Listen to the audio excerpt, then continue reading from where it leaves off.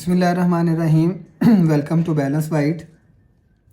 Chapter number 16 हम advance financial accounting में discuss कर रहे थे। तो उसके फर्दर क्वेश्चन से पहले एक कॉन्सेप्ट है अमॉर्टाइजेशन का, पहले हम उसको डिस्कस करते हैं। Amortisation, what is meant by amortisation.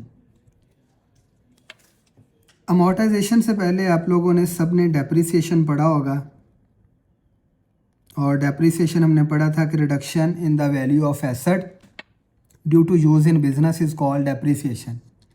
और इसकी हम जर्नल एंट्री पास करते थे, डेप्रिसिएशन एक्सपेंस डेबिट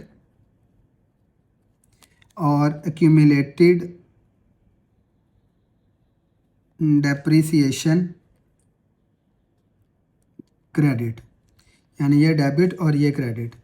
अब इसका इफ़ेक्ट स्टेटमेंट में क्या होता था कि ये जो एक्सपेंस था ये हम इनकम स्टेटमेंट में लिखते थे, और ये जो एक्यूमुलेटेड डेप्रिसिएशन थी ये बैलेंस शीट में जाके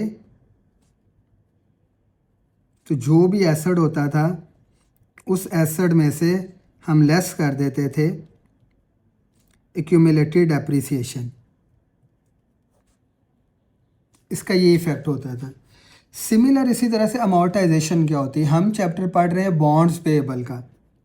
जो बॉन्ड्स पेएबल हैं मतलब हमारी लायबिलिटी, तो बॉन्ड्स पेएबल का हम क्या कर रहे हैं, चैप्टर पढ़ रहे हैं। और बॉन्ड्स पेएबल दो तरह से हम इशू करते हैं, उनको हम इशू करते हैं डिस्काउंट पे भी,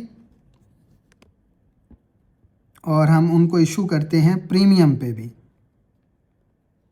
अगर हम उसको डिस्काउंट पे इशू करें तो उसके लिए हम जर्नल एंट्री पास करते हैं, cash debit discount on bonds payable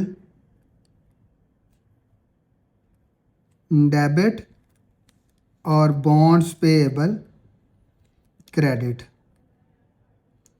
ये हमने क्वेश्चन नंबर 3 में भी पढ़ा है।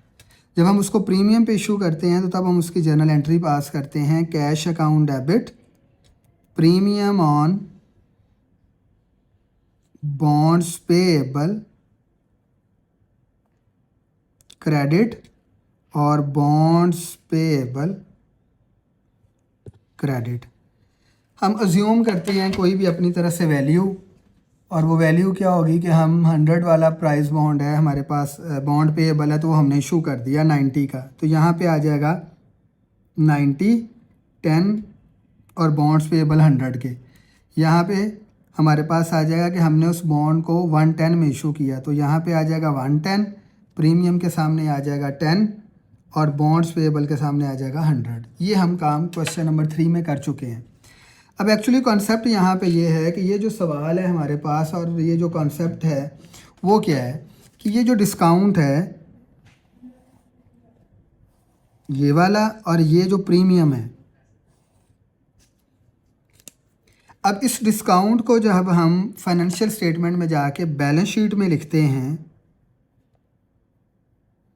तो बैलेंस शीट में जाके इसको एसेट वाली साइड पे लिखा जाता है, ठीक है। अब क्योंकि बॉन्ड्स की अमाउंट बहुत ज़्यादा होती है इसलिए ये डिस्काउंट की अमाउंट भी बहुत ज़्यादा होती है, तो इसको ओरिजिनली हम एक्सपेंस रिकॉर्ड नहीं करते, बल्कि कंपनी ऑर्डिनेंस 2017 बहुत से IFRS जो बोरोविंग से रिलेटेड है वो, और इंटरनेशनल अकाउंटिंग स्टैंडर्ड्स भी, और security exchange commission of Pakistan भी हमें इस चीज़ की परमिशन देते हैं, क्योंकि ये बहुत ज़्यादा एक्सपेंस है। जब एक्सपेंस बहुत ज़्यादा हो तो अगर उस सब को जाके आप इनकम स्टेटमेंट में लिखेंगे तो आपको लॉस हो जाएगा। तो वो यहाँ पे वो आपको एक अलाउ करते हैं, आपको एक आप कह लें कि फैसिलिटेट करते हैं कि आप इसको वक्ती तौर पे एसेट वाली साइड पे रखो, और ओवर द पीरियड 10 साल 20 साल जितने के लिए बॉन्ड इशू हुए हैं, अगर 10 साल के लिए तो 10 साल, अगर 20 साल के लिए तो 20 साल, अगर 15 साल हैं तो 15 साल, तो ओवर द टाइम पीरियड आप इनको क्या कर दें, आप इनको अमॉर्टाइज़ कर लें। और अमॉर्टाइज़ करने का मेथड क्या है, स्ट्रेट लाइन मेथड, जो हम डेप्रिसिएशन में भी यूज़ करते थे। तो यानी आप ये कह लें कि इसको स्ट्रेट लाइन करके जितनी ये डिस्काउंट की अमाउंट होगी, discount on bonds payable debit, यानी ये, और इसको यूज़फुल लाइफ पहले होती थी एसेट की, लेकिन यहाँ पे बॉन्ड्स की लाइफ होगी, उस पे डिवाइड कर दें और हर साल थोड़ा थोड़ा करके इसको जाके एक्सपेंस बना लें। तो जब आप इसको अमोर्टाइज़ करेंगे और अमोर्टाइज़ करने के बाद इसको एक्सपेंस बनाएंगे, तो जो इसकी जर्नल एंट्री होगी अब हम वो लिखते हैं, होगी बॉन्ड्स इंटरेस्ट एक्सपेंस डेबिट और discount on bonds payable credit. तो ये इसकी अमोर्टाइजेशन की एंट्री होगी। ठीक है जी। अब इसी तरह से सिमिलर हम बात करते हैं प्रीमियम की। तो प्रीमियम के लिए भी सेम रूल हैं कि आपने प्रीमियम को जाके बैलेंस शीट में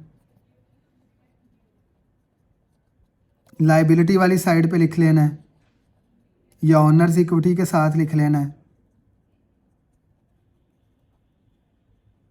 इसको भी आप अमोर्टाइज़ करेंगे। तो जब आप इसको अमोर्टाइज़ करेंगे, और इसके लिए भी स्ट्रेट लाइन मेथड ही होगा सेम, तो जब इसको आप अमोर्टाइज़ करेंगे तो जो इसकी जर्नल एंट्री होती है वो होती है प्रीमियम ऑन